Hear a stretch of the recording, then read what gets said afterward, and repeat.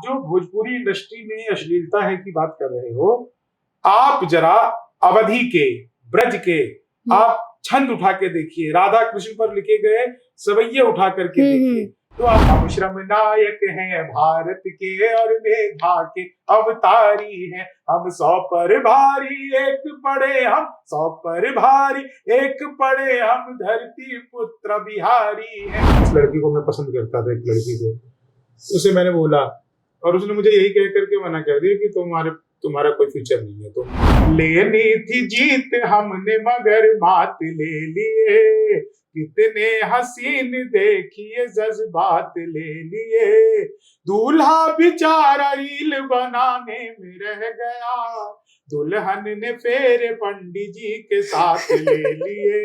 नमस्कार, जनहित टाइम्स के खास कार्यक्रम शख्सियत में आप सभी का बहुत बहुत स्वागत है।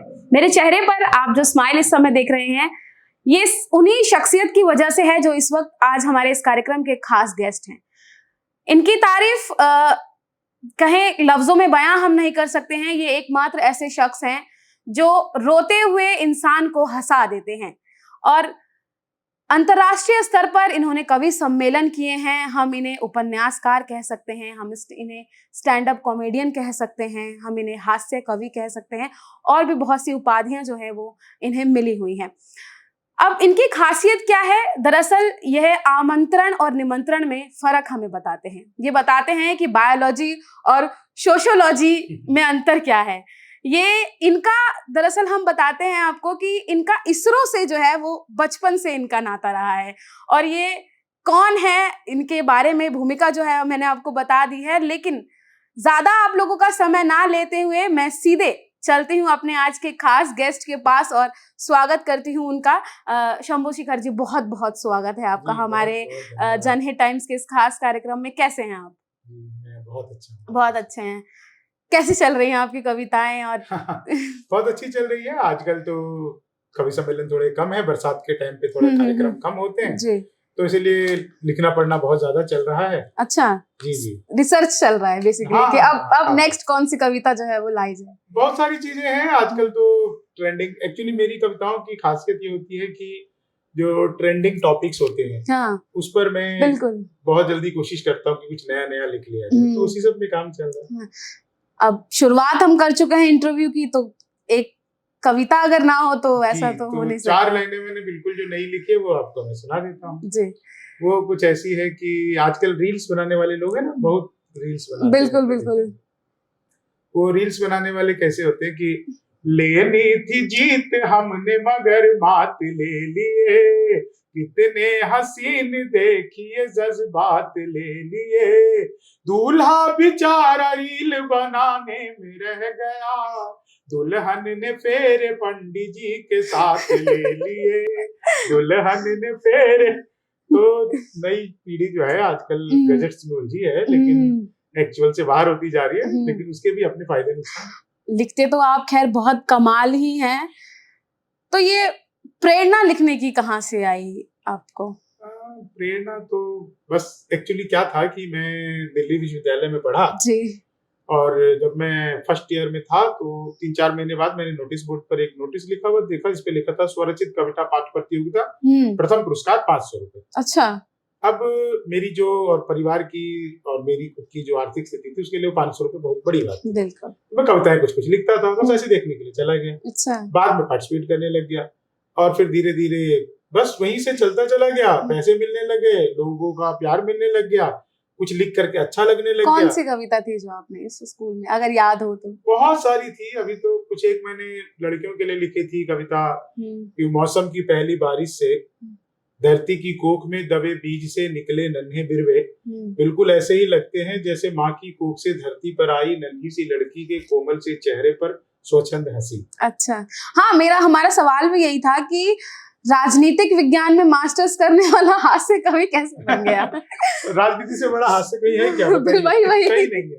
हमारे नेता लोग आज भी खूब हंसाते रहते हैं, एक से बढ़कर एक कॉमेडियन जो है वो नेता बन गए हैं, मुख्यमंत्री तक बन गए हैं। हाँ, वैसे आप हर सिचुएशन पर लिखते हैं, चाहे फिर वो करंट का मुद्दा हो या पुराना कोई मुद्दा, बड़ा मुद्दा रहा हो, सब पे लगभग आपने लिखा है। तो अभी जो सिचुएशन चल रही है या अभी जो इस समय है, अगर अभी वर्तमान में तो कुल मिला करके मैं 4 लाइनें आपको सुनाता हूँ जी। एक छंद के माध्यम से।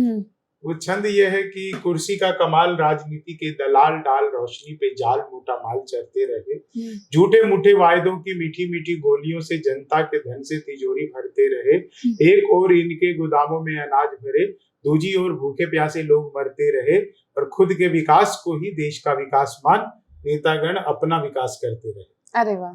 तो करंट में यही चल रहा है। हाँ बिल्कुल, सब कह रहे हैं कि करंट में देश का सिर्फ विकास हो रहा है, लेकिन विकास दरअसल उनका अपना हो रहा है।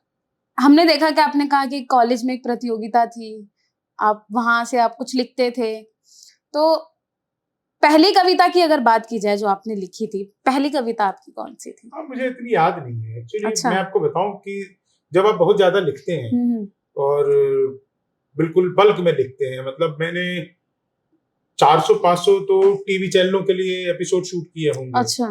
और उसकी एक बाध्यता क्या रहती है कि हर बार आपको नया सुनाना होता था। जैसे एक बड़ा फेमस कार्यक्रम आता था लपेटे में नेताजी, जिसमें मैंने बहुत एपिसोड किए, न्यूज़ 18, फिर और भी बहुत सारी जगह पे किए, खूब सारे चैनल्स पे जी। उसके बाद रेडियो पे मैंने जो है 18 महीने तक लगातार मेरा एक स्पार्कलर शो आता था, जिसमें मैं 1 मिनट के लिए आता था और बीच में कुछ 4 लाइनें सुना के हंसा के और आगे निकल जाता था। तो ज्यादा जब लिखते हैं ना ऐसा, तो पुराना उसके लिए याद नहीं रहता कि कितना सारा। अच्छा, ऐसी कोई कविता जिनसे प्रसिद्धि आपको मिली हो या बहुत वाहवाही आपने बटोरी हो? देखिए एक्चुअली क्या है कि ना, आपको थोड़ी सी आध्यात्मिक बात हो जाएगी। अच्छा। कि मैं जो करता हूँ उसको अभी भूल जाता हूँ। अच्छा। हाँ, ये मेरी बड़ी खासियत है। मैंने पहली बार सुना है कि इंसान जो करता है उसको भूल जाता है। एक्चुअली क्या है ना, जब रेस्ट और एक्टिविटी एक ही जगह पे होने लग जाती है, तो आपके भीतर में इंप्रेशंस नहीं जमा होते। तो मैंने कभी नौकरी नहीं की। अच्छा। आज तक मैंने जीवन में कभी कोई नौकरी नहीं की। मैंने 6 महीने का जर्नलिज्म का एक डिप्लोमा कोर्स भी किया, और मैंने 1-2 अखबारों में इंटर्नशिप भी किया। एक मीडिया चैनल में भी मैंने इंटर्नशिप किया कुछ दिनों, 1 महीने के लिए। 2 महीने का था, मैंने 1 महीने में मेरे को समझ में आ गया कि मेरे लिए नहीं है ये सब। तो बस कविताओं से ही चलता रहा है। तो ऐसे कोई, मैं कोशिश करूं याद करने की, तो ऐसे याद तो आती नहीं है, लेकिन एक जो थी, मैं सब टीवी के कार्यक्रम में गया था, वाह वाह क्या बात है। हाँ। उसमें उस टाइम पे जज थे हमारे ओम प्रकाश आदित्य जी, बशीर बद्र और प्रसून जोशी। अरे वाह। प्रसून जोशी थे, एक बार तो कैलाश कर भी आए थे। तो उसमें मैंने एक शैलेश लोढ़ा जी का होस्ट कर रहे थे। जी। तो उसमें मैंने एक कविता सुनाई थी कि तुम जो गुल हो तो मैं गुलदान जैसा लगता हूँ, जो तुम गदा तो मैं हनुमान जैसा लगता हूँ, जब से तुम ऐश्वर्या खुद को मान बैठी हो, तब से लोगों को मैं सलमान जैसा लगता हूँ। अरे वाह। रस में डूबा हुआ हर रंग तुम जलेबी हो, और बैंगन का मैं पकवान जैसा लगता हूँ, यूं तो भगवान ने कुछ और बनाया था मुझे, फूल कुछ हो गई इंसान जैसा लगता है। अरे वाह, बहुत बढ़िया। तो वो मैंने सुनाई थी, तो बहुत ज्यादा फेमस हुई थी। उस टाइम पे सोशल मीडिया नहीं था। अच्छा। और कुछ भी नहीं था। 2006 की बात है, 4-5 की बात है। अच्छा। तब की, और कुछ शायद था, पता नहीं। तो उस टाइम पे बड़ा फेमस हुआ था। फिर उसी में मेरे एक और था साथ में, निरामिष और मिश भोजन में तुम हो, सभी बोतल सभी ढक्कन में तुम हो, मुझे जिस दिन से शुगर हो गई है, मेरे सोफे के हर एक दिन में, मुझे जिस दिन से शुगर हो गई है, करेले नीम और जामुन में तुम हो, मेरा हर शेर रॉकेट हो गया है, कि पीछे जल रहे ईंधन में तुम हो। ये 2004-5 की कविताएं हैं जो मैं उस टाइम पे सुनाया करता था, कि क्लास में मैडम नहीं आई है जब से, सच सवर कर आ रहे हैं सारे बच्चे। तो बच्चों की कैसी मानसिकता होती है कि प्रिंसिपल तक डांटते डरते थे जिसको, बिल्कुल। खुश हुआ कितना है वो मैडम से पिट गई। तो एक दिन तकदीर ने ये जुल्म ढाया, आ गई स्कूल में वो मान भर के। तो बच्चों की भी अपनी एक मानसिकता होती है। तो ऐसे ऐसे बहुत सारा लिखते रहते। अच्छा, आप कह रहे हैं कि आपने न्यूज़पेपर्स में भी काम किया? कुछ काम नहीं किया, मैंने इंटर्नशिप की और डिप्लोमा भी किया आपने 6 महीने का। तो गलती से कभी बन गए या बनना ही चाहते थे या कुछ और करना चाहते थे? अच्छा। मैंने जीवन में एक चीज तय किया कि मैं ये जो परफॉर्मिंग आर्ट का एक फॉर्म है जिसमें मैं मंचन करता हूँ, काव्य प्रस्तुति देता हूँ, मैं इसके अलावा कुछ और नहीं करना चाहता। ये मैंने तय कर लिया। और आपको जानकर हैरानी होगी निशा जी कि मैं 2006, 7, 8 ये मेरे जीवन के ऐसे टाइम थे जो मेरे लिए बहुत ही संघर्षपूर्ण था, क्योंकि मेरा एमए खत्म हुए 5 साल हो चुके थे, मेरे पास कोई नौकरी नहीं थी, घर वालों का एक अलग दबाव था, और बहुत सारी चीजें ऐसी थी जो अपने फेवर में नहीं होता, अपने उसमें नहीं होता। मतलब कि एक उम्र होती है आपकी जिस समय पे आप किसी को पसंद आते हो, कोई आपको पसंद करता है, लेकिन ये भी एक बहुत बड़ी सच्चाई है कि उसमें आपकी आर्थिक स्थिति भी बहुत बिल्कुल मैटर करती है, बहुत देखी जाती है। कहाँ उस संघर्ष के समय में कहाँ क्या परेशानियां? बहुत सारी थी। मतलब सबसे पहली चीज तो ये थी कि मतलब क्या कहूँ मैं आपको, उसको टीवी चैनल पे बोलते हुए अच्छा नहीं लगेगा, लेकिन मैं मतलब उस टाइम की एक चीज देखो कि जिस लड़की को मैं पसंद करता था, एक लड़की को, उसे मैंने बोला और उसने मुझे यही कह करके मना कर दिया कि तुम्हारा कोई फ्यूचर नहीं है, तुम कभी अभी बनना चाहते हो। अच्छा। और इस सबसे पेट नहीं भरता है। तो वो बड़ा ही अजीब सा दौर था। उसके बाद मुझे एक्चुअल में उस तरह की फीलिंग भी नहीं जगी, क्योंकि चीजें जो है ना वो मर गई। लेकिन क्या हुआ उसके बाद, हुआ क्या, अब जब मतलब मेरा काम चल पड़ा, लोग जाने लगे, तो अब फोन आता है, अच्छा, बात करना चाहते हैं, तो मेरे पास समय ही नहीं है। बिल्कुल समय नहीं है, दूसरे भाव नहीं है, भाव खत्म हो गए। तो बहुत सारी परेशानियां थी, मतलब क्या गिनाए अब वो सब चीज। मतलब जिनसे उम्मीद थी कि जो सहारा बनेंगे वही वो भी नहीं मतलब था, उम्मीद तो कुछ नहीं थी, उनसे क्या उम्मीद करें। लेकिन ये था कि मुझे ये समझ में आया कि आपका सक्सेस होना बहुत जरूरी है।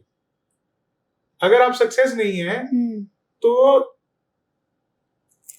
किताबों में या फिल्मों में तो आपको दिख जाएगा कि कोई व्यक्ति, कोई चीज जो है आपके सपोर्ट में है, लेकिन अगर आप सक्सेस नहीं है तो रियलिटी में बिल्कुल आपके साथ में कोई नहीं।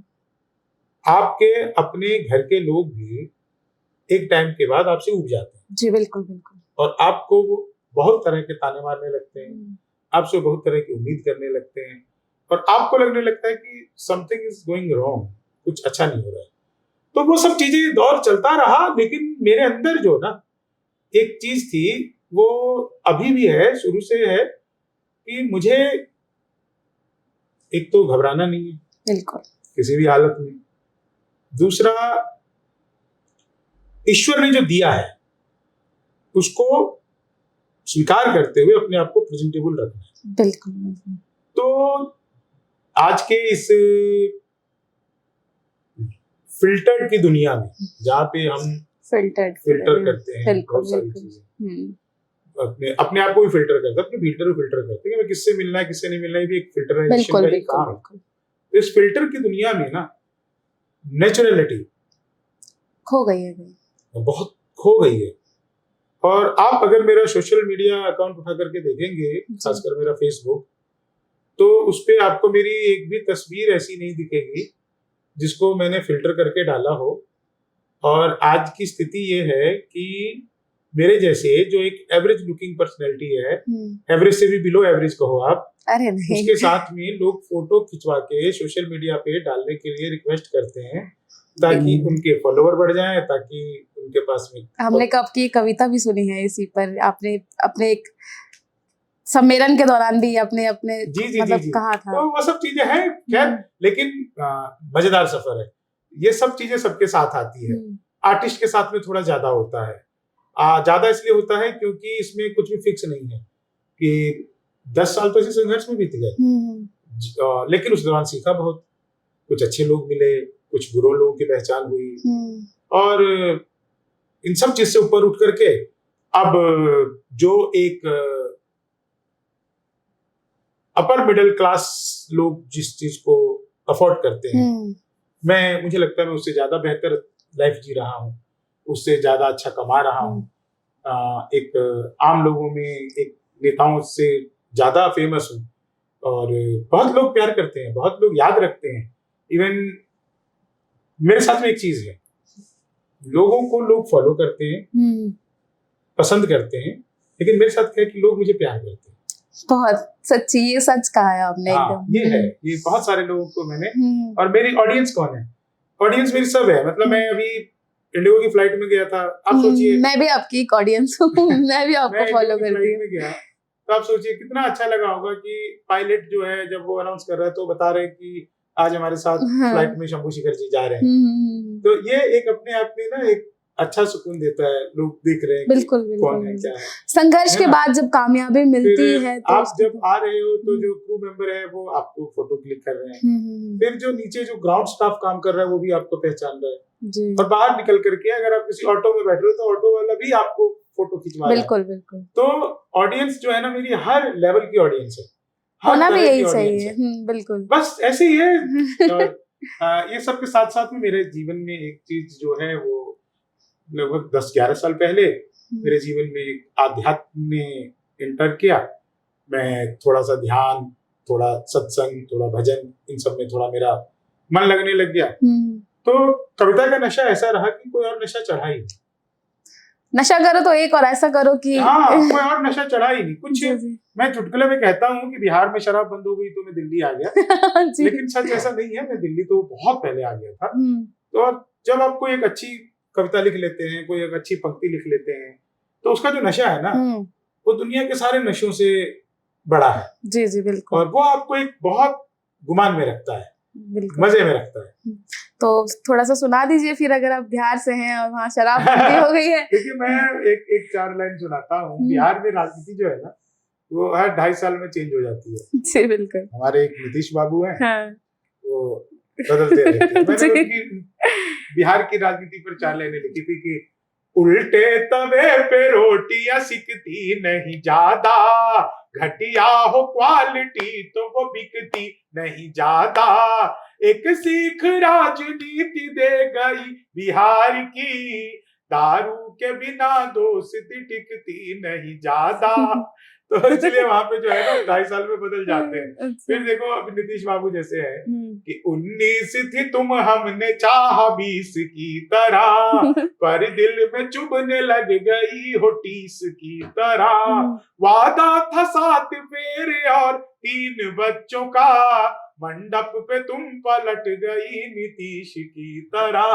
तो नीतीश बाबू जो है वो पलट जाते हैं जैसे। तो ऐसे देखिए, एक्चुअली मेरा जो हास्य है वो बहुत ही सहज है, बहुत ही सरल सिंपल है। मैंने ऐसा नहीं है कि मुझे क्लिष्ट हिंदी नहीं आती या मुझे हिंदी के वो सारे शब्दों का प्रयोग करना नहीं आता, लेकिन मैं समझता हूँ कि जो एक आम जन को मेरी कविताएं सुनते हुए डायरी के सोचना ना पड़े, पन्ने खोल करके ये ना सोचना पड़े कि इस शब्द का अर्थ क्या है। बिल्कुल बिल्कुल। इस चीज का बड़ा रोल है लोगों तक पहुंचने में। जी, संघर्ष बहुत किया है आपने, बता भी चुके हैं आप हमें कि कितना संघर्ष आपने किया है।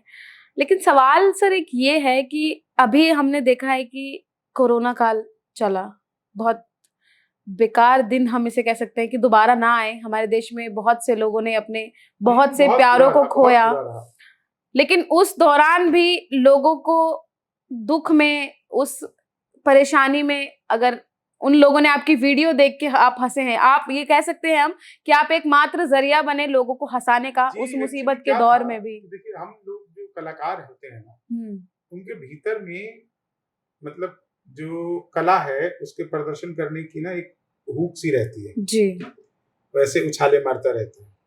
कोरोना में सब बंद हो गया। मेरी ऑडियंस जो लगातार मुझे सुनती रहती थी, जो मैं अगर मेरा इंदौर में शो है तो भोपाल से कोई आ रहा है, कोई होशंगाबाद से आ रहा है, इतनी दूर से 200-200 किलोमीटर की दूरी तय करके लोग मुझे सुनने आ रहे हैं। अब उनसे फोन पे बातचीत हो रही है तो या फिर सोशल मीडिया पर कह रहे हैं कि जी कुछ हम लोग क्या करें, क्या सुने। तो मैंने यहीं पर बैठता था, ऐसी सोफे पर बैठता था एक डमरू लेके, और मैंने शो का नाम दिया हंसी का घंटा।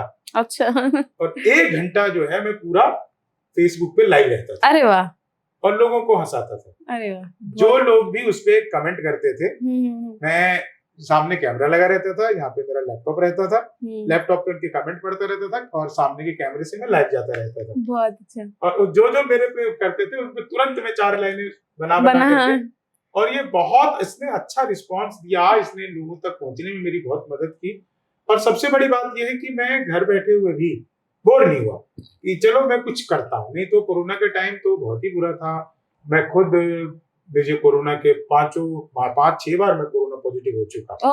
फर्स्ट वाले उसमें भी हो गया था, उसका इलाज मैंने घर पे ही कर लिया। सेकंड वाले में भी हो गया।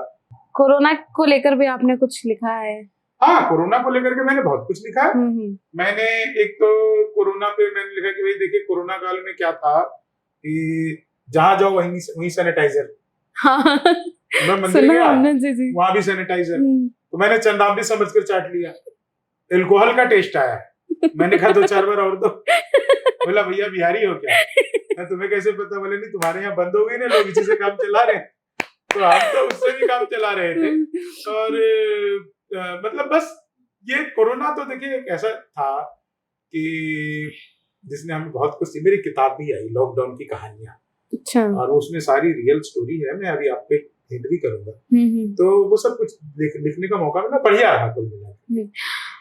शंभू जी, अगर हम आपका परिचय दें तो हम कैसे, एक हास्य कवि, स्टैंड अप कॉमेडियन, उपन्यासकार, कवि, मतलब नहीं, क्या नहीं, ये सब देने की जरूरत नहीं है, इतना हम कैसे कुछ पहचाने कि शंभू शेखर कौन है? देखिए, बहुत सारी आपदाओं और विपदा के बीच में भी अगर कोई आदमी आपको कहीं मुस्कुराता हुआ दिख जाए तो सोच लेना कि वो शंभू शेखर से मिलकर आया है। अरे वाह, बहुत बढ़िया, तो बस मेरी पहचान ही बहुत बढ़िया। तो आप लिखते हैं, हमने आपके बहुत सारी वीडियोस देखी हैं, सम्मेलनों में हमने आपको देखा है, मैं आपसे पहले भी मिल चुकी हूँ। हालांकि उस जो समय था वो एक हमारा भी स्ट्रगलिंग का दौर था। जी, जी, जी। तो लेकिन जैसे कि कहते हैं कि मतलब जैसे मुझे कवि बनना है या मुझे कॉमेडियन बनना है, तो एक लहर सी उठती है कि एक शौक होता है कि नहीं, मुझे अब यही बनना है, यहाँ से मुझे ये लहर उठी है, ये शौक मुझे आया है। तो वो एक क्या पीक पॉइंट था कि लगा कि नहीं, अब मुझे ये बनना है? और हाँ, ये देखिए, इसमें क्या है कि इसमें एक चीज, ये अच्छा सवाल है, इस तरह का सवाल मुझे किसी ने पूछा नहीं, लेकिन इसका जवाब मेरे पास बहुत अच्छा है। मैं पहले गजलें लिखता था।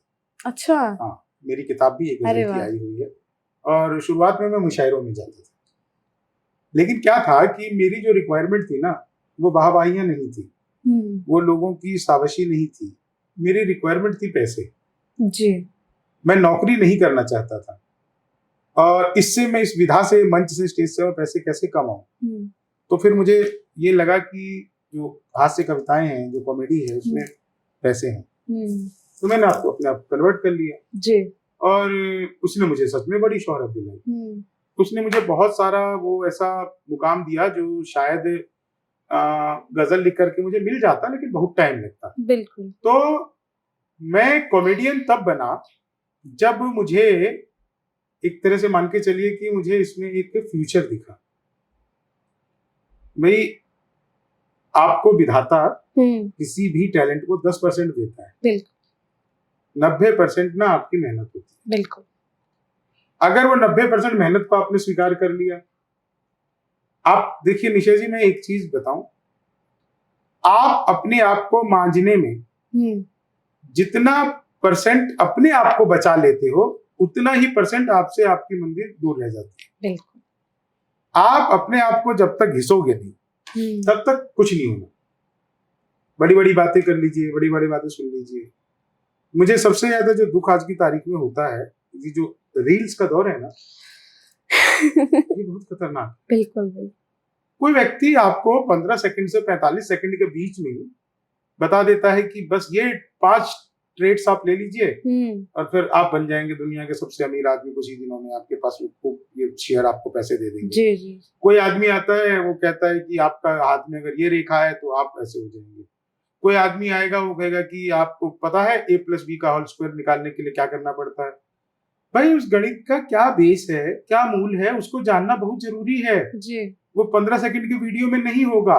और जो लोग भी उस 15 सेकंड की और 30 सेकंड की वीडियो से वायरल हुए, हाँ। उन लोगों ने समाज को क्या दिया? बिल्कुल। भाई, एक वो लड़की वायरल हुई थी काचा बादाम पर नृत्य करके, वो चली गई लॉकअप वाले शो में, इतना बड़ा प्लेटफॉर्म मिल गया। प्रश्न ये उठता है कि उसने समाज को क्या दिया?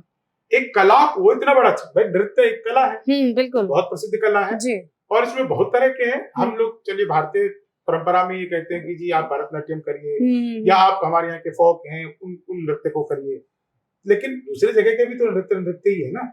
उसमें आपने क्या दिया? बिल्कुल। एक बच्चा वायरल हो गया कि बचपन का प्यार मेरा, बचपन का प्यार, जी। उसका दूसरा क्या आया? एक गीत का महिला गा रही है, जिंदगी और कुछ भी नहीं, तेरी मेरी कहानी, रानू मंडल। रानू मंडल। उसको इतना बड़ा प्लेटफॉर्म मिल गया, फिल्म में गाने मिल गए, आपने क्या दिया? बिल्कुल कुछ नहीं। क्यों? क्योंकि आपकी साधना नहीं थी। बिल्कुल। जिस व्यक्ति की साधना नहीं है और उसको प्लेटफॉर्म मिलेगा तो थोड़े दिन बाद वो डिस्ट्रॉय हो जाएगा, वो खत्म हो जाएगा, वो पता नहीं चलेगा कहाँ गया। ऐसे एक नहीं, आपको हजारों उदाहरण मिलेंगे। बिल्कुल पर एक भी उदाहरण ऐसा नहीं मिलेगा कि कोई व्यक्ति रातों रात वायरल हुआ और वो हमेशा वायरल होता चला गया। जी, जी, मैं आपको और बड़ा एग्जांपल देता हूँ। एक आते थे डब्बू अंकल। डब्बू अंकल, उन्होंने एक डांस किया था तो गोविंदा के गाने पे, हाँ है जी, ना। हाँ जी। उसके बाद वो जी वहां बुलारे जा रहे, वहां जा रहे, वहां जा रहे, इंडियाज गॉट टैलेंट, पता नहीं कहाँ पे, हाँ, शोज में जा रहे हैं। आज वो कहाँ है? कोई याद भी नहीं है। बिल्कुल बिल्कुल। इस समाज को उनके नृत्य से क्या मिला? अच्छी बात है, करिए, आप करिए, लेकिन इस 15 सेकंड और 30 सेकंड के वायरल वीडियो में इस समाज को एक तरह से समझ के चलिए कि आप देखिए कि छोटे छोटे बच्चे जो 4 साल के हैं, 3 साल के हैं, बल्कि 6 महीने के हैं, उनके भी इंस्टा अकाउंट बने हुए हैं। बिल्कुल भाई, आप करिए, कोई बुरी बात नहीं, खूब करिए। आप खाने की रेसिपी बेचिए, आप शेयर मार्केट बेचिए, आप अपना कला आपके भीतर है, आप उसको बेचिए। हम भी यही कर रहे हैं। लेकिन बात यह है कि जो आप बेच रहे हैं उसमें आपकी पकड़ क्या है? बिल्कुल बिल्कुल। आज अगर मैं हूँ, मुझसे कोई कहे कि जी आपकी भी रील खूब वायरल होती है, खूब चलती है, आप भी बनाते हो, मैं बनाता हूँ, लेकिन मुझसे पूछिए ना आपकी भाई उसके बदले में अगर मुझे कोई देख रहा है और देख करके बुला रहा है तो मैं उसको क्या आउटपुट दे रहा हूँ? जी बिल्कुल बिल्कुल। वो जो मेरे को 15 सेकंड की रील देख करके बुला रहा है उसको मैं 45 मिनट की गारंटीड हंसी दे रहा हूँ। जो मुझे 30 सेकंड की रील बना करके देख करके बुला रहा है उसको मैं आधे घंटे की गारंटीड हंसी दे रहा हूँ कि ये सिर्फ रील नहीं है। मैं आपको आधे घंटे, 45 मिनट, 1 घंटा, आप जितनी देर चाहेंगे, और अगर आपके साथ में मेरी तारतम्यता बन गई तो मैं कितनी देर आपके साथ में ले जाऊंगा आपको कहां तक, इसकी मुझे भी नहीं पता है, लेकिन मैं वो परफॉर्म कर सकता हूँ। प्रश्न ये उठता है कि जो आज नृत्य करके और वायरल हो गए, वो स्टेज मिल जाए तो वो कितनी देर वहां पे टिकेंगे? किसी के लिए प्रेरणा ये कहेंगे नहीं बनेंगे, वो ये कह सकते हैं एक्चुअली अपने लिए नहीं बनेंगे बिल्कुल। और इतनी तरह का अंग प्रदर्शन कर रहे हैं, पुरुष भी महिलाएं भी, ठीक है, आप करिए, कोई बुरी बात नहीं है। भाई मॉडल्स भी तो होती है ना, रैंप वॉक करती हैं, कपड़े पहनती हैं अच्छे अच्छे, वो इसलिए होते हैं कि वो नया दुनिया में, बाजार में क्या है उसको वो दिखाएं। जी करिए, लेकिन उससे क्या आउटपुट निकल रहा है? क्या आपके कम कपड़े पहनने से कोई ब्रांड सचमुच प्रमोट हो करके लोगों के बीच में जगह बना रहा है? नहीं, आप अपनी जगह बना रहे हो।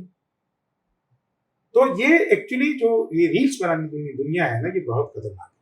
लेकिन कपड़ों के लिए तो ये भी कमेंट किया जाता है ना कि वो उनका निजी है, वो कुछ भी, ये कुछ भी ना पहने, कोई बात नहीं। हमारे देश में नागा साधु भी होते हैं जी, आप ना पहने, उससे कोई मतलब ही नहीं। प्रश्न ये उठता है कि जो आप कर रहे हैं वो आप सोशल प्लेटफॉर्म पे कर रहे हैं जी। सोशल का अर्थ होता है सामाजिक। उस आपके उस किए गए कार्य से समाज में क्या योगदान जा रहा है जी, बहुत सिंपल सी बात। बहुत सारी चीजें हैं ना, आप करिए। बाबा आते हैं ना, वो बताते हैं कि बेटा अनुलोम विलोम करो, तो आप देखिए उस बाबा की वीडियो देखिए तो पता चलता है कि बाबा ने 10 साल खुद भी किया है। जी जी बिल्कुल। मुझे किसी के कुछ पहनने, मैं तो कहता हूँ कि आपको जो मन आता है पहनो, नहीं मन आता है मत पहनो, ये आपका पूरा निजी मामला है। बिल्कुल। तो पिकनिक पहन के नहीं जा सकते हैं, और आप जब स्विमिंग पूल में जाते हैं तो आप साड़ी पहन के नहीं जा सकते। बिल्कुल। तो ये दोनों चीजें तो है ना, ये समाज बना इसीलिए है ना, नहीं तो भाई समाज नहीं होता तो भैया जिसका जो मन होता वो करता। जो बाहुबली होता, जिसके पास में ज्यादा ताकत होती, जिसके पास में ज्यादा, फिर वो आदमी जुटा लेता, फिर वो अपनी किसी की जमीन हड़प लेता। किसके समाज इसलिए बना है कि सब कोई उसमें समाहित हो, सबको बराबर बराबर का हक मिले, गरीब से गरीब आदमी के साथ में अन्याय ना हो, बिल्कुल इसलिए बना है। तो इसलिए जो लोग भी आज की तारीख में रील्स बनाने से वायरल हो रहे हैं, मेरा उनसे ये कहना है कि आप खूब रील बनाइए, बहुत अच्छी बात है, बनाना चाहिए। छोटी छोटी तो चावल के दाने से चावल का पता चल जाता है, लेकिन उस चावल की बुआई, उस चावल की कटाई, उस चावल की कुटाई समय पर हुई है कि नहीं हुई है? बिल्कुल।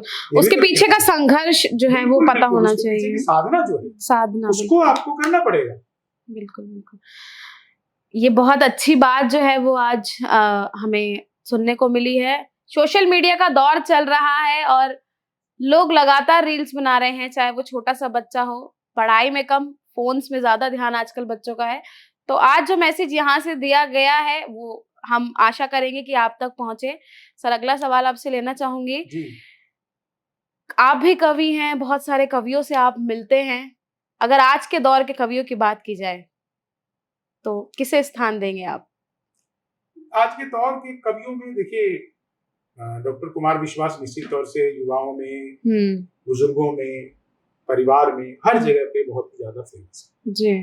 और बड़ा नाम भी है। आप मिले भी हैं उनसे मैं कई तो बार। खैर उनका बहुत बहुत ही से समय। स्नेहिल हूँ और मुझे बहुत प्रेम करते हैं और मैं उनका बहुत आदर करता हूँ और उनके बहुत सारे जो है मुझे उन्होंने टिप्स दिए और मैं उनको फॉलो भी करता हूँ। जी।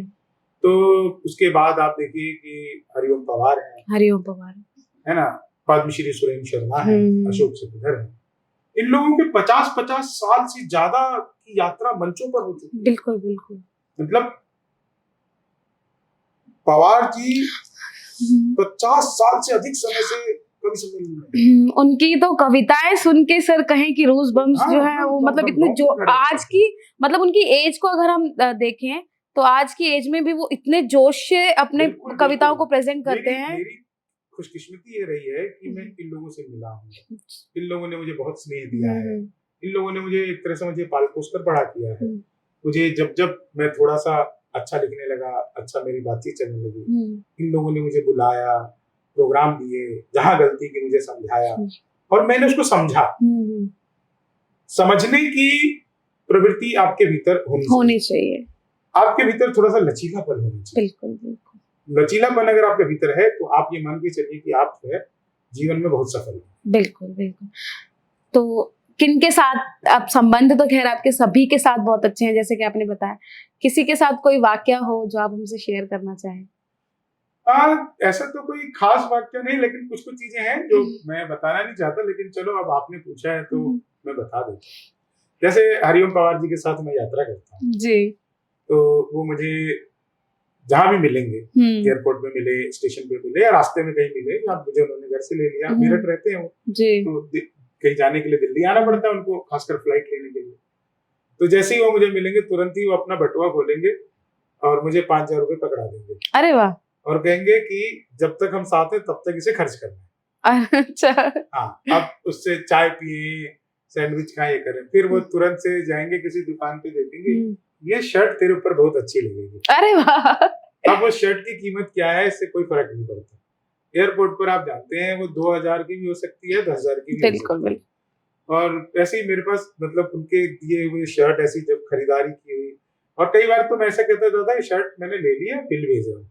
उनके साथ में मतलब इस तरह का यात्रा चलती है। अरे सुरेंद्र शर्मा जी हैं, आप फ्लाइट में बैठे, आपने कुछ भी खाया तो एयर होस्टेस पैसे लेती है आजकल, तो उसमें पेड होता है, प्रीपेड ना हो तो आपने उनको बता दिया कि भाई इतने नंबर सीट पे सुरेंद्र शर्मा बैठे, जाके उनसे ले जी। तो ये भी चलता है।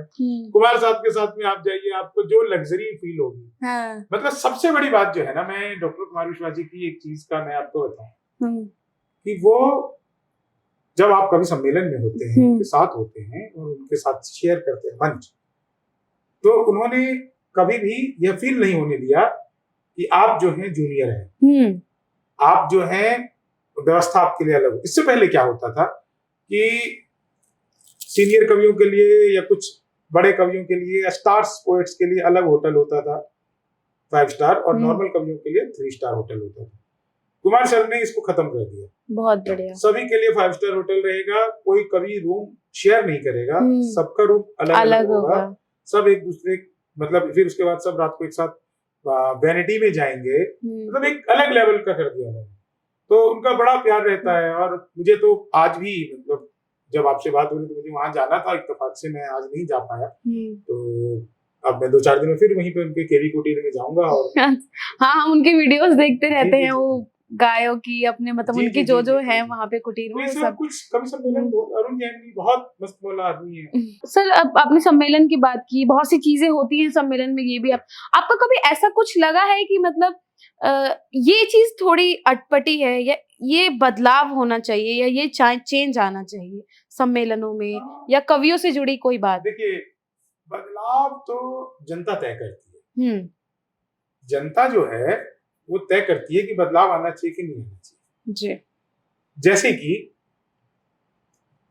5 साल पीछे से लेके और 1 साल पीछे तक, मतलब लास्ट के 4 साल तक जी। ये हुआ कि कवि सम्मेलन में नोक झोंक की परंपरा आ गई। अच्छा। कवित्री और संचालक के बीच में नोक झोंक की परंपरा शुरू हो गई थी पहले भी, लेकिन वो हल्की फुल्की थोड़ा सा माहौल लाइट करने के लिए, थोड़ा सा ये करने के लिए, थोड़ा श्रोताओं का ध्यान इधर उधर हो रहा है तो उनको अपने में आकर्षित करने के लिए कुछ कुछ ऐसा होता था, लेकिन मुख्य कार्यक्रम यही रहने लग गया। 2-3 साल बाद श्रोताओं ने इस पर रिस्पॉन्स करना कम कर दिया, तो कवियों ने खुद ही इसको बंद कर दिया। अब वो पुराने फॉर्मेट में आ गए। अच्छा।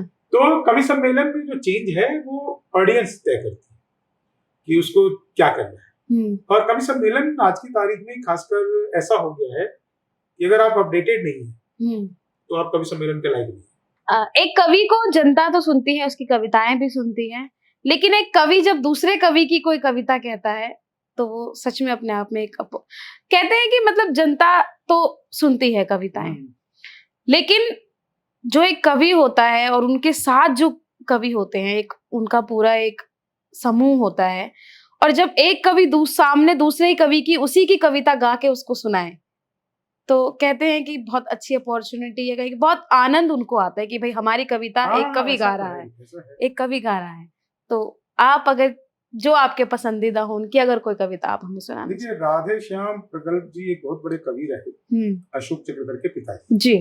उनकी 4 लाइनें मैंने अपने जीवन में मंत्र की तरह उतार रखा है।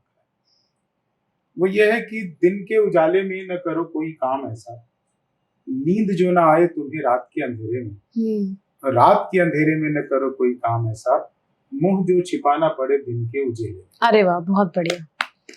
एक शेर और मैं आपको सुनाता हूँ, कुछ शेर मुझे बहुत पसंद है। वो शेर है कि जल गया घर मेरा बचा ही क्या है, जल गया घर मेरा बचा ही क्या है, बच गया मैं तो फिर जला ही क्या है।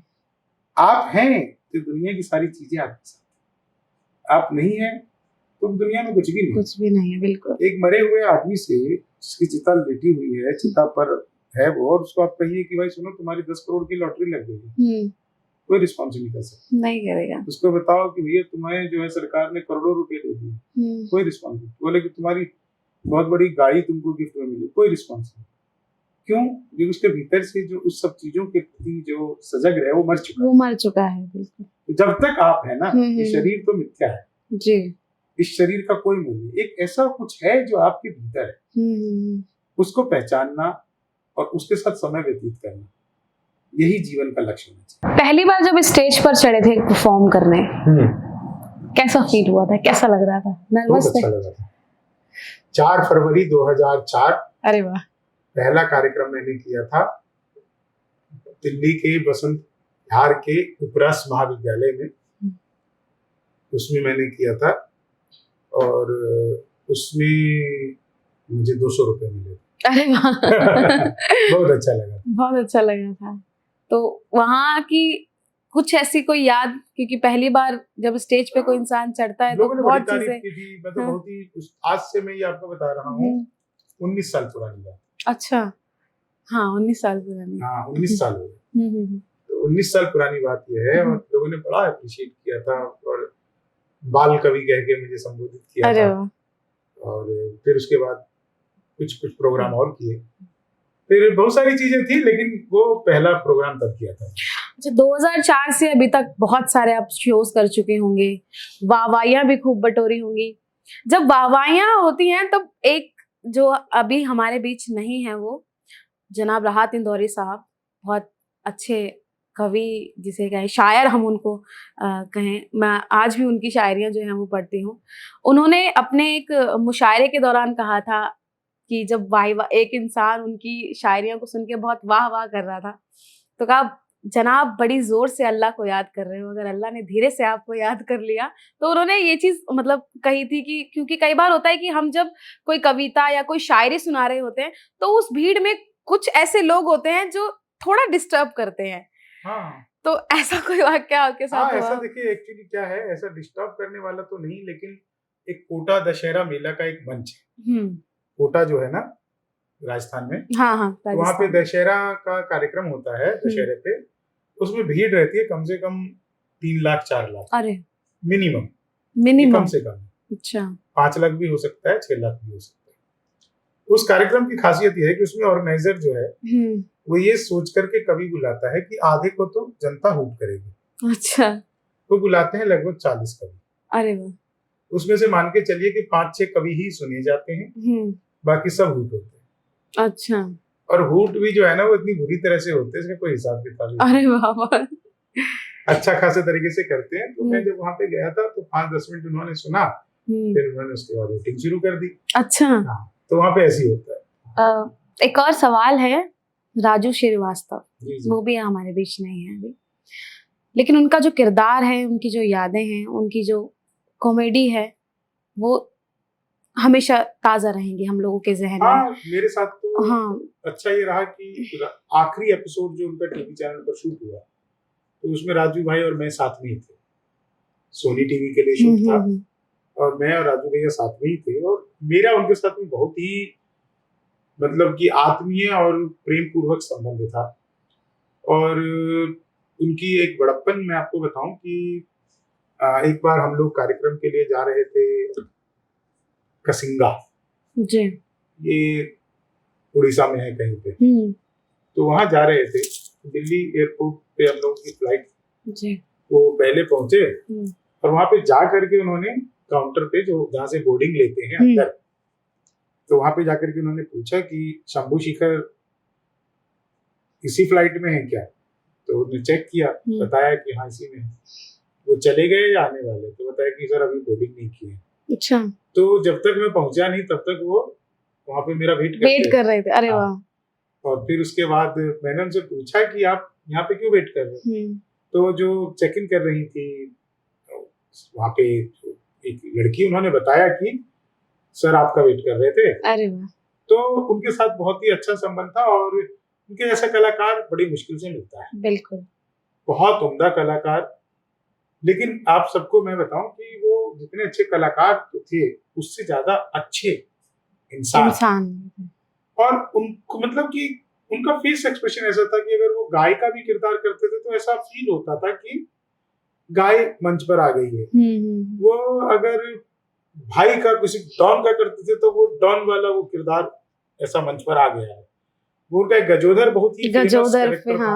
तो लगता था कि कोई गांव का बंदा जो बीच बीच में टीका टिप्पणी छेड़छाड़ करता रहता है, पंच देता रहता है, वो ऐसा व्यक्ति जो है वो आ गया है जी। तो राजू जी के साथ में संबंध भी बहुत अच्छा रहा, बहुत प्रोग्राम किए, लेकिन उनके प्यार का भी मैं बहुत ही ज्यादा एक तरह से समझिए कि मैं बड़ा पात्र रहा।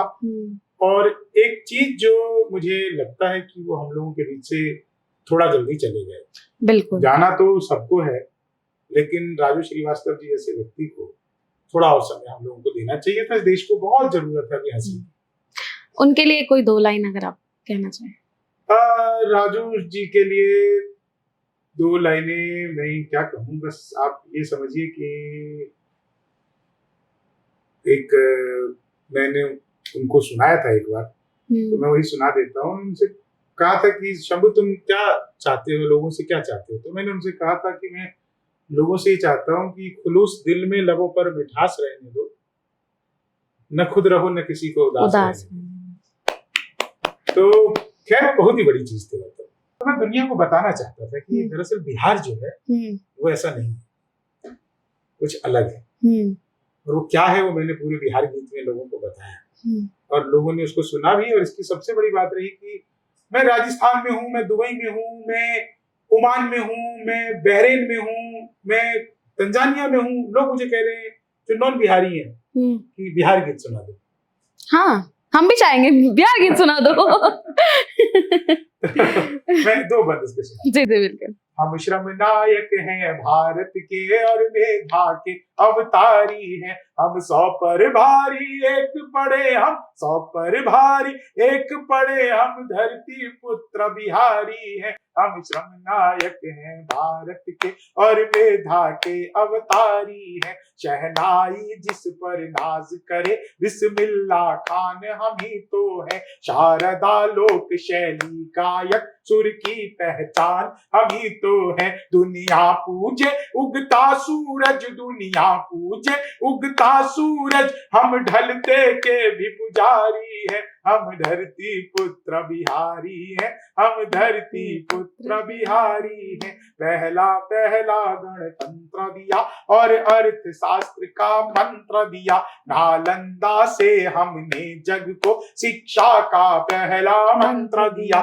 गिनती को शून्य दिया हमने, गिनती को शून्य दिया हमने। गणनाएं भी बलिहारी है, हम धरती पुत्र बिहारी है। हम धरती एक बंद इसमें मैं दो ही सुनाना चाहता हूँ, लेकिन एक मेरा मन जी। हम सब आप जब बैठी हैं तो हम सबसे ज्यादा पत्रकार और सबसे ज्यादा आईएएस है। आईपीएस सबसे ज्यादा और आईईएस सबसे ज्यादा है। हम भारत में सबसे ज्यादा सर्वोच्च पद अधिकारी है। हम धरती पुत्र बिहारी है। हम धरती तो उस गीत ने मुझे बड़ी पहचान जी बिल्कुल, लोगों ने बहुत पसंद। लेकिन एक सिनेरियो सर ये भी बना हुआ है, एक पॉजिटिव साइड तो है लेकिन एक नेगेटिव साइड भी बना हुआ है। भोजपुरी इंडस्ट्री की अगर बात की जाए तो जिस हिसाब से बोल लिखे जाते हैं, गीत लिखे जाते हैं, देखिए क्योंकि कहीं ना कहीं ये चीज आती है। मैं आपको एक चीज बताऊं, इसको ऐसे मत देखिए जैसे आम लोग देख रहे हैं। मतलब अब अगर ये बात पूछा आपने तो मैं इसको बहुत बेबाकी से बताऊं जी कि जो आम जन की भाषा है वो भद्र जनों की भाषा में अश्लील है। मतलब कि शीलता और अश्लीलता के बीच में आम जन और खास जन के बीच का जो फर्क है ना, आप गांव से अगर जुड़ी हो, आप गांव में जाइए, आपकी दादी, आपकी नानी, आपकी मम्मी, आपकी बुआ, आपकी मौसी, आपकी भौजी क्या बात करती है आपस में, उनके शब्द कौन से प्रयोग कर रहे हैं जी। आप उसी शब्द को ले आइए इधर तो वो अश्लील हो जाएगा, मजाक उड़ाएंगे लोग, मजाक उड़ाएंगे। मतलब कि उसको आप एक उस शब्द वही रहेगा, लेकिन आप उसको दूसरे तरीके से समझिए कि मैं कहूँ कि मैं अपने बेटे के लिए हगीज लेने जा रहा हूँ तो मैं भद्र हो जाऊंगा, और इसी हगीज को मैं हिंदी या अपने भाषा में प्रयोग करूँ तो लोग कहेगा कि क्या एक बेकार सी बात कर रही है। ये दरअसल भाषा जो है जी, लोक भाषा जो है ना, ये दरअसल इसकी एक बड़ी खासियत है जी। ये जो लोग आपस में आम बातचीत करते हुए बोलते हैं ना, ये उसी को पकड़ता है जी। ये आपके व्याकरण की शब्दावली को पकड़ करके नहीं चलता है।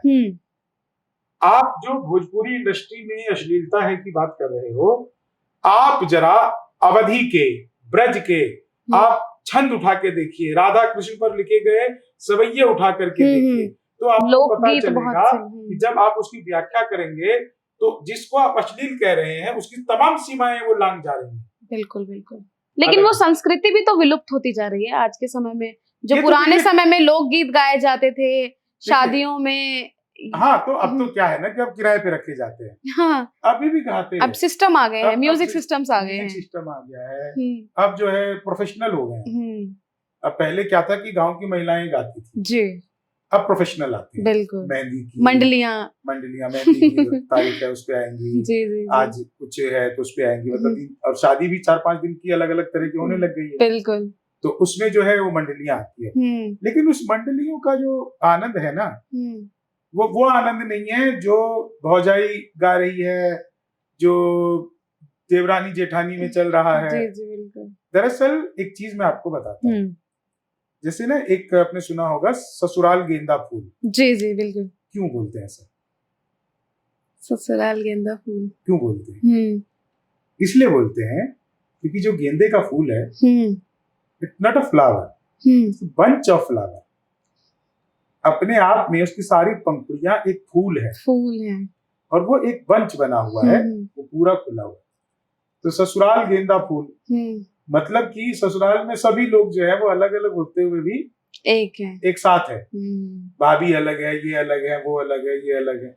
एक नायिका अपने नायक से कह रही है जी, वो क्या कह रही है नायक से वो कह रही है कि जाता रह परदेश बलमुआ, छोड़ के अपन देश बलमुआ, का दिखवैहा पंडित जी से खुलवा के पोथी पतरा, एगो चुम्मा लेला राजा जी बन जाई जतरा।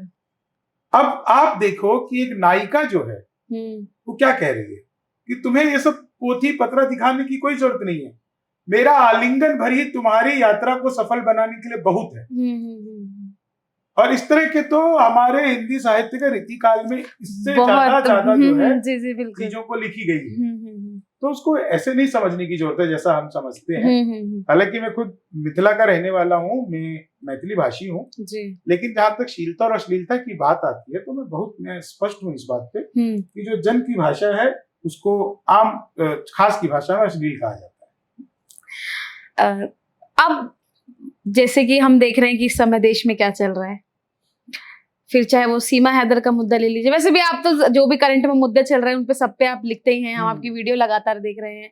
फिर चाहे वो एसडीएम पे ले लीजिए और चाहे सीमा हैदर पे ले लीजिए, या जो अभी नया गठबंधन बना है उस पे ले लीजिए। जी जी जी जी। तो थोड़ा सा हो जाए फिर देख ले। मैं दो मुद्दे आपको सुनाता हूँ। एक तो वादा जो करो उससे तो इतना न निभाना, पड़ जाए लेने देने न कोई राज बताना, बेटी बचाओ बेटी पढ़ाओ तो ठीक है, भूले से भी पत्नी को एसडीएम न बनाना।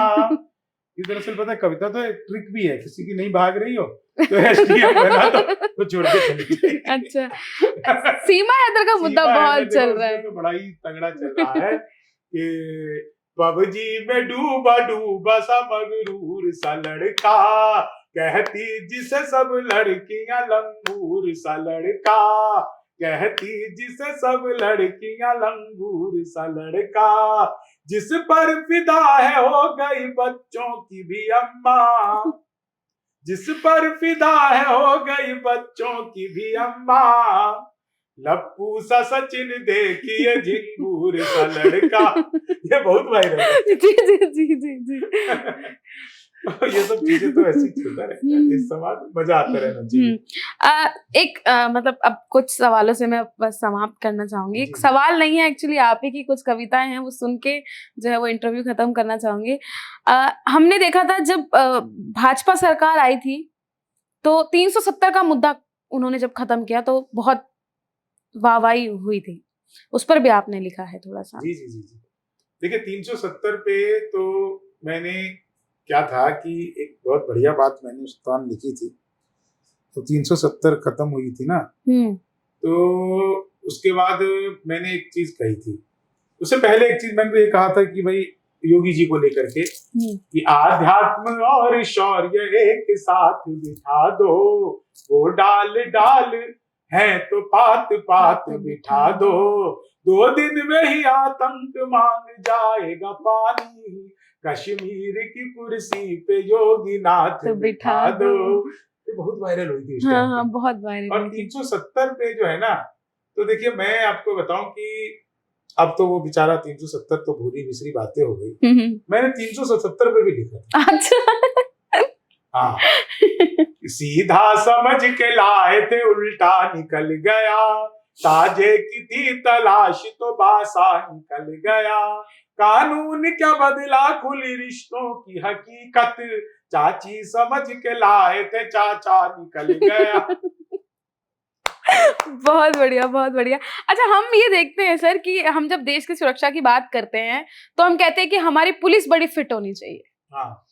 कि अगर भाई कोई चोर है, अगर वो भाग जा रहा है तो पुलिस इतनी फिट होनी चाहिए कि उसको भाग कर पकड़ ले। अरे एक बार लेकिन तो पुलिस इतनी फिट थी कि भागना छोड़ के पीछे भागी तो चोर से आगे निकल गई। अरे ये तो हमने मतलब ये हमने सुना है सर कि पुलिस जो उनका पेट जो बहुत मोटा हो जाता है इस इसमें मैंने 4 लाइनें लिखी थी कि कवियों का कभी ना कभी तो रेट होगा कम। कुछ भूल गया मैं इसको। ऐसा था कि योगी के राज में भले कुछ हो ना हो पर देख लेना कि पुलिस का पेट होगा पेट कम। हुआ। पुलिस बहुत दौड़ा रहे हैं किसी घर में। तो वो मैं भूल गया। एक और है, मतलब वैसे तो खैर पूरी फहरिस्त है मेरे पास, लेकिन समय आपके पास भी नहीं है, तो एक दो बस और।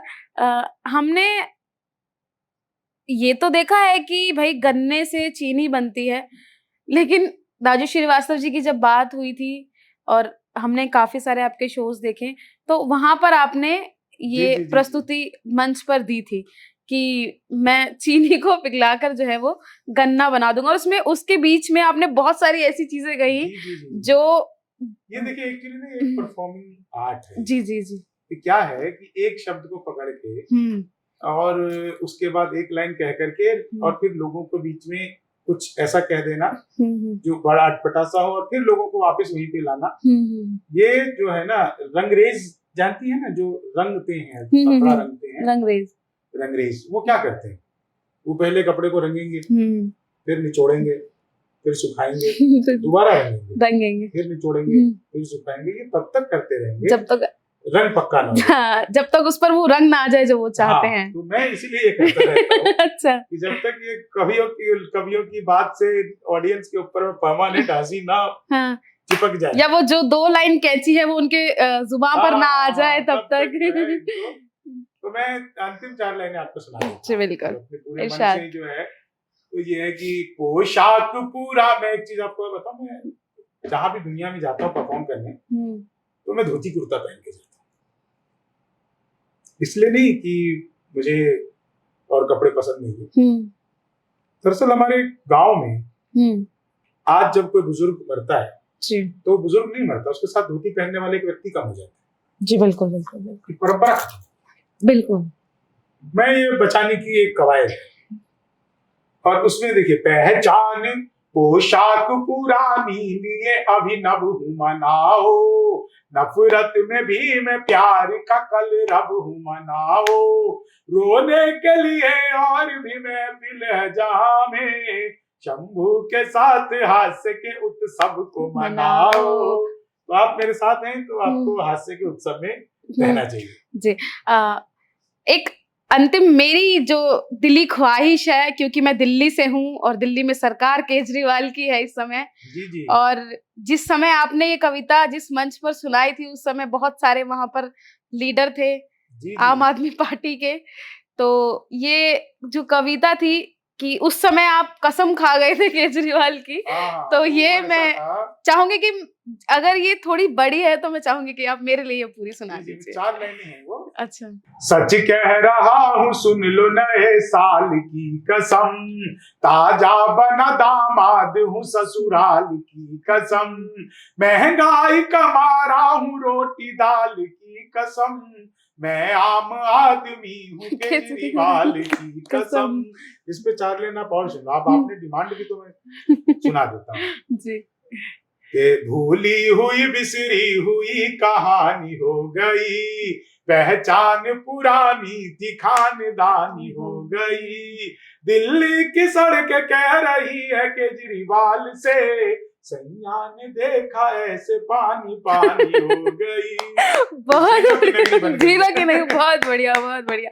सर, एक आखिरी सवाल से मैं अपने इस इंटरव्यू को विराम देना चाहूंगी कि आप कवि हैं, लोग आपको सुनते हैं और बहुत अच्छी खासी संख्या में आपको सुनते हैं, कहीं ना कहीं आपसे प्रेरणा लेते हैं कि हमें आगे क्या करना है जीवन में, कि हमें शंभू शेखर जी जैसा बनना है।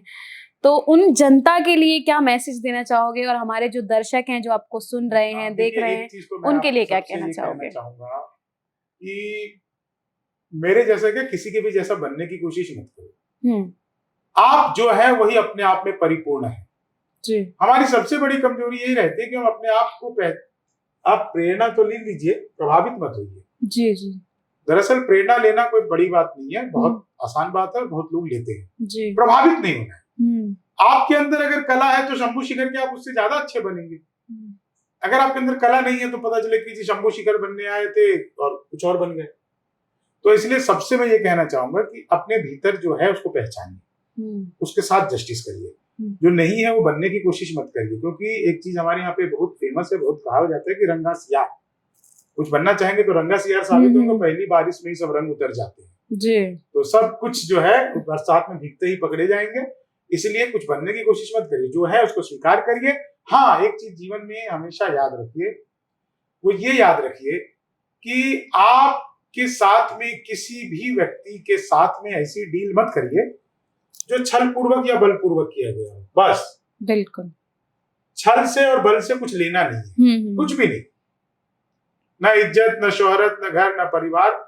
जिस दिन आपके भीतर से छल और बल ये दोनों खत्म हो जाएगा, उस दिन जो आपको मिलेगा वो सहजता में होगा और उसको सहजता में आप भोग पाएंगे। अगर आप उसको छल या बल से ग्रहण करते हैं तो आप उसको कभी भी भोग नहीं पाएंगे। आपके दिमाग में हमेशा एक बोझ रहेगा कि आपने छल पूर्वक पाया है। जी। अब दर्शक आपकी कौन सी नई कविता या बुक या कोई गाना जो है आप देख सकते हैं? चांद पर प्लॉट, मुझे लग रहा है कि हफ्ते 10 दिन में वो प्रिंटिंग में चली जाएगी, 10-15 दिन में आ भी जाएगी। मैं अगले महीने अमेरिका की यात्रा पर जा रहा हूँ, तो वहीं पर लॉन्च होगी। जी, बहुत बहुत मुबारक आपको, बधाई आपकी इस नई बुक के लिए, और हमें समय देने के लिए आपका बहुत बहुत धन्यवाद। बहुत बहुत धन्यवाद। आपके जनहित चैनल का मैं बहुत बहुत धन्यवाद करता हूँ कि आप समय निकाल करके मेरे पास आए और मैं जो कुछ भी आपके बीच में समय दे पाया। और बहुत बहुत निशा जी आपका भी मैं आभार करता हूँ कि एक अच्छे चैनल पर आने का मौका मिला। बहुत बहुत धन्यवाद। हमारे साथ बात कर रहे थे शंभू शिखर जी, जिनके बारे में आप इस इंटरव्यू के माध्यम से उनकी जीवन से जुड़ी तमाम चीजों को जान चुके हैं। वो किनसे प्रेरणा लेते हैं, किनसे प्रभावित हैं, जीवन में किन चीजों को अपने उन्होंने समाहित किया हुआ है, ये आप इस इंटरव्यू के माध्यम से देख चुके हैं। उन्होंने बहुत से अच्छे टिप्स जो हैं वो आज हमें दिए हैं। अगर आप ये वीडियो देख रहे हैं और आपने ये वीडियो अंत तक देखा है तो कहीं ना कहीं आपको भी इस वीडियो से और हमारे जो आज के गेस्ट थे उनसे बहुत कुछ सीखने को मिला होगा। अगर आपको ये इंटरव्यू अच्छा लगा हो तो अपनी राय हमें कमेंट बॉक्स में जरूर बताइएगा। फिलहाल के लिए बस इतना ही। आप देखते रहिए जनहित टाइम्स। धन्यवाद।